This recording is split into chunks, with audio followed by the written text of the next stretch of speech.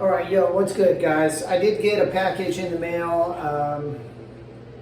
I know I said never again, but hey, I kind of weakened a little bit, and I bought something else from these guys. So let's dig into it. Now, I know I said I wasn't going to buy from them anymore because they manufacture in China.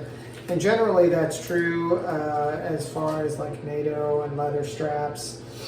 There's tons of options. In fact, Blu Shark is offering some leather straps that are made in USA. Their other straps aren't, but they are offering some made in USA leather. So I haven't decided if I'm going to try one of those yet or not. But I've been kind of getting into rubber a little bit lately, and the other rubber strap that I bought from Blu Shark back in the day was okay, but it was a little bit heavy, and I wanted to try another style and see if they're all that way, or if I could get something that maybe fits a little bit more comfortably for long wear. So got a bunch of stuff in here. These guys usually really load up on the extras. So, alright, so this is their little guide. There's usually a coupon code in here somewhere. Yep.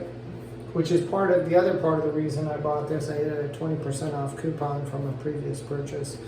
So I was kind of like, well, I'm going to give them a try. The most excellent Blu Shark sticker. So I think I've gotten one of these before. I don't know where the other one got to. And then this is new, the Blu Shark Dive Club. I feel like I've arrived now. So that's cool. They sent me another watch polishing cloth, so I need to start polishing my watches with something besides lens cleaners, I guess. And then here we go. This is the strap here. I'm going to pull it out in a sec. So one thing I like about Blu Shark is on their leather straps they use quick release spring bars. This is it, by the way. It's kind of a textured, kind of pre-curved. It seems to be a little bit more flexy than the other one I have. I'll have to get it on and see what I think of it. But of course, it's got the logo buckle. It's probably hard to see there. I'll have to take my word for it.